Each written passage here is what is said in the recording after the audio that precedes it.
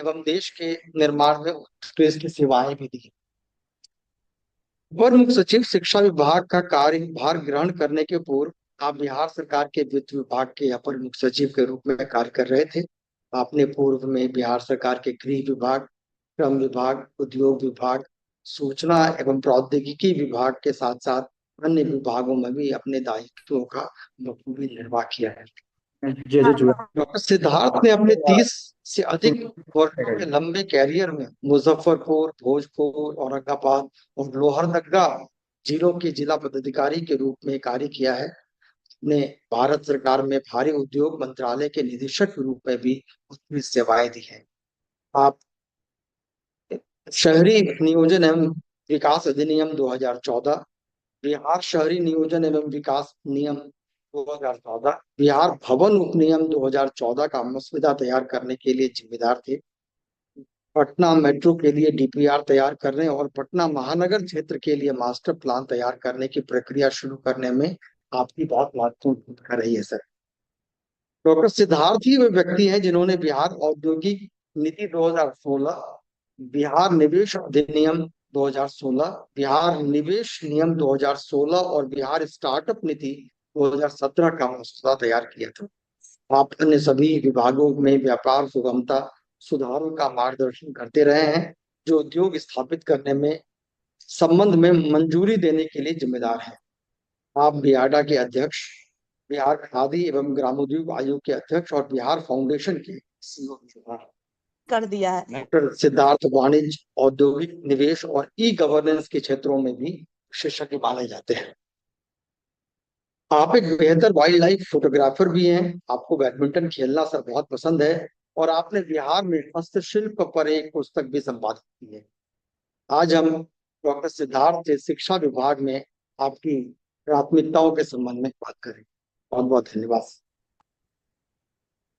Sir. हम जानते हैं कि छात्रों का सीखना कितना महत्वपूर्ण है। राष्ट्रीय उपलब्धि सर्वेक्षण एवं राज्य में कराए गए उपलब्धि सर्वेक्षण अभी भी छात्रों की बेहतर स्थिति नहीं बताते हैं।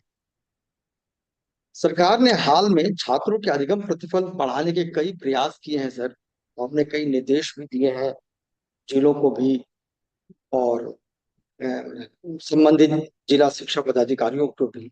तो सर इन छात्रों के सीखने के परिणाम में सुधार के लिए सर विभाग के द्वारा क्या कदम उठाए जा रहे हैं कुछ?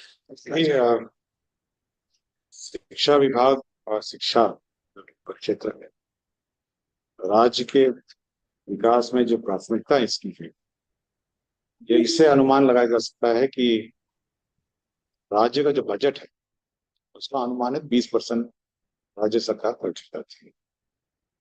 तो 2,65,000 अगर बजट होगा तो 20% राशि जो है राज्य सरकार शिक्षा में खर्च। इसलिए जो शिक्षा है ये सबसे महत्वपूर्ण विषय है राज्य सरकार के एजेंडा। इसलिए उतना ही मेहनत और उतना ही लगन से हमारे जो शिक्षक हैं और सभी लोग इसमें अपना देखते हैं। जो शिक्षा का स्तर है सुधारने के 2-3 This meeting is being recorded. सबसे पहला है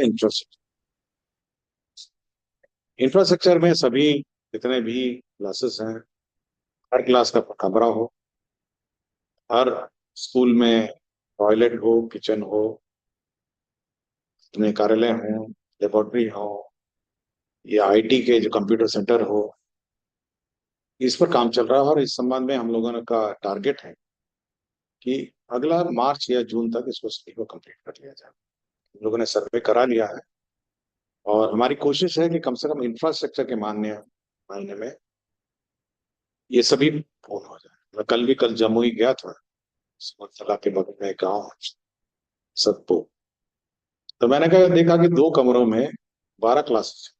मैंने बहुत ही स्पष्ट निर्देश दिया है कि हर क्लास का, हर सेक्शन का अलग कमरा होगा। तो ये युद्ध स्तर पर हम लोग विभिन्न विभागों से यह कार्य कर रहे हैं और जिला पदाधिकारी को भी इसका मॉनिटरिंग का दायित्व दिया गया। दूसरा है शिक्षकों की उपस्थिति और शिक्षकों की संख्या। हम लोगों ने बड़ी संख्या में शिक्षकों की बहाली की है और उपस्थिति के लिए हम लोगों ने बायोमेट्रिक अटेंडेंस की व्यवस्था भी की।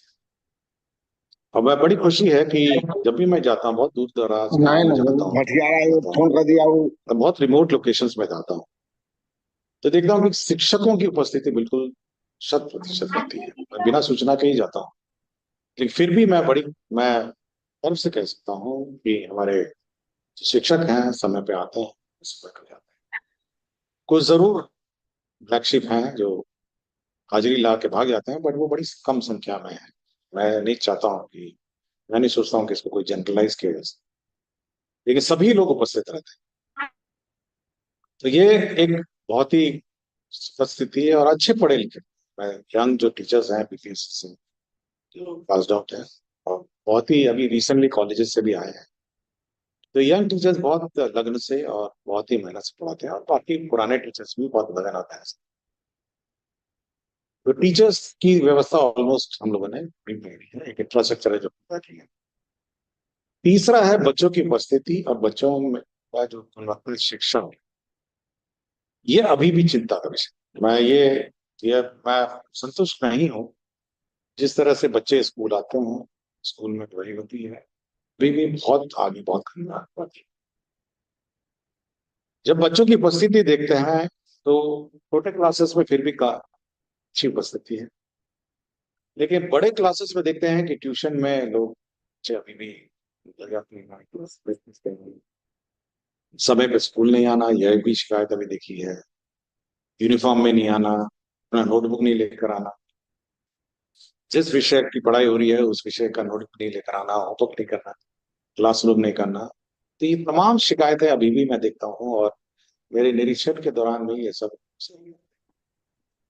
अभी हम लोग का जो फेस ऑफ रिफॉर्म्स है, जो भी हम लोगों ने सभी पदाधिकारियों ने कहा है कि आप शिक्षा की गुणवत्ता पे ध्यान दें, और इसी पर हम लोग का जोर, मतलब जो पिछले शुरुआत में तो हम लोग अटेंडेंस पे लगे हुए थे, और अब हमारा ये फेस ऑफ रिफॉर्म जो है, ये सघन रूप से हम लोग इसके शिक्षा की गुणवत्ता के सुधार, और हम लोग का ये परीक्षा हम लोगों ने ली, मिड टर्म परीक्षा, उसके भी बड़े मिक्स्ड रिस्पॉन्स आए हैं, और हम चाहते हैं कि समय पे कोर्स पूरा हो, बच्चे पढ़े, और ये मेन अब फोकस रह गया। सोचो 3 आयाम है, इंफ्रास्ट्रक्चर है, टीचर है, और तीसरा शिक्षा जो गुणवत्तापूर्ण शिक्षा है। अब थर्ड फेज पर हम बहुत बहुत शुक्रिया सर। और बिल्कुल ये चीजें दिख भी रही हैं कि